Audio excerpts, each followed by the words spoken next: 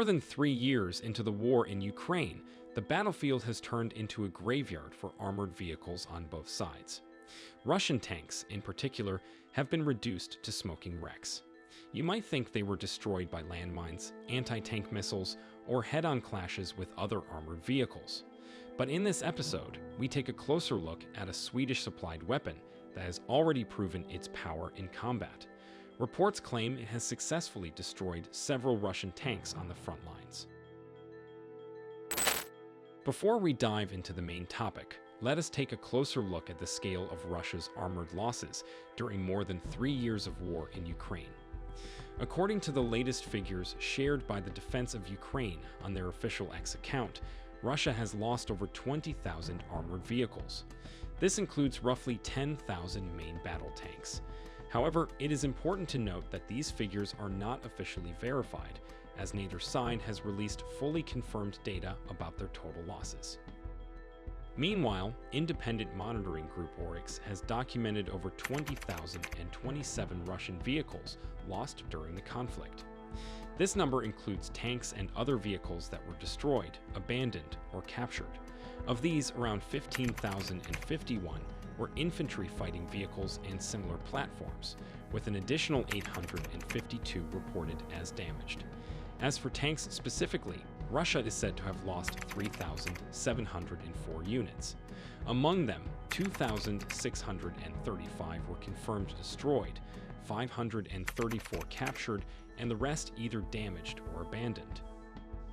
What makes Oryx's report more credible is their strict methodology. They only count losses backed by visual evidence, using photographs and videos from the battlefield. This means that each entry in their database is supported by solid proof, providing a clearer and more reliable view of what is happening on the ground. Meanwhile, assessing Ukraine's equipment losses is far more challenging. While Russia's losses have been widely documented through open-source data, determining Ukraine's losses is complicated by conflicting reports. Western sources often downplay them, while Russian media tends to exaggerate for propaganda purposes. According to the independent group Oryx, around 1,135 Ukrainian tanks have been destroyed, damaged, or captured since the beginning of the full-scale war. However, this number is based only on verified photo and video evidence. The real figure is likely somewhat higher. What is clear, however, is that Ukraine has already lost more tanks than it originally had in its inventory at the start of the invasion. As for the weapon used by Ukrainian forces to destroy the convoy of Russian tanks, the first report appeared in an article by United24media.com. It stated that Ukraine's 43rd Artillery Brigade successfully held off Russian advances thanks to the Swedish-made Archer, a highly advanced self-propelled howitzer that has become a nightmare for Russian armor throughout the conflict. This Swedish howitzer weighs around 30 tons and features a massive 14-meter-long gun built to the NATO standard 155mm caliber. Originally developed in Sweden during the 1990s, the Archer has now found new purpose defending Ukraine from Russian aggression. Reports indicate that Ukraine has already received 26 Archers, and another 18 units are expected to be delivered from Sweden. This development could further complicate Russia's battlefield operations. Mounted on a Volvo 6x6 chassis, the Archer can reach speeds of up to 70 km per hour, which is impressive for such a heavy system. Much like the French Kaiser howitzer, the Archer is designed for shoot and scoot tactics. Crews fire at targets and quickly relocate before enemy forces can track their position. However, in Ukraine's drone-saturated battlefield, especially with Russian FPV and Lancet drones in the sky, driving in open terrain is extremely risky. Recon drones can easily spot tire tracks left in the mud and trace them back to the firing position, turning even advanced systems like Archer into vulnerable targets. It is important to note that both Russia and Ukraine have adopted new strategies during the war while deploying advanced technologies in their efforts to gain a decisive edge. As the conflict continues to evolve, one constant remains clear: both sides heavily rely on artillery.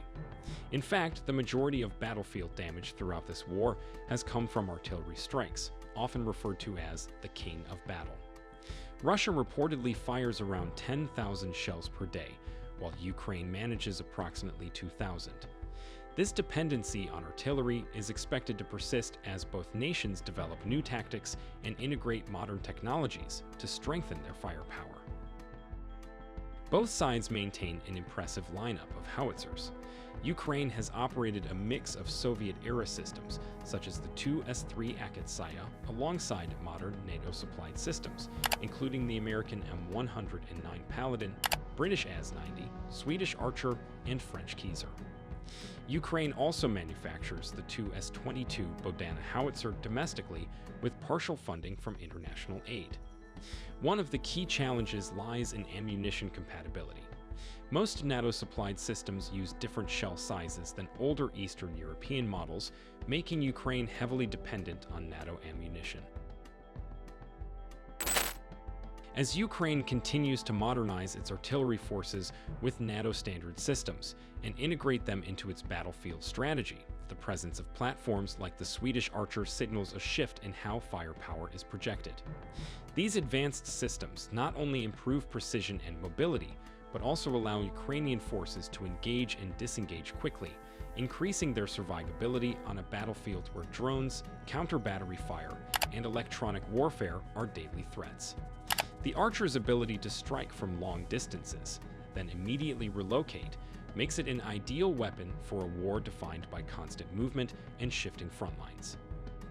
Meanwhile, Russia's heavy reliance on massed artillery fire remains one of its main strengths, but also a vulnerability.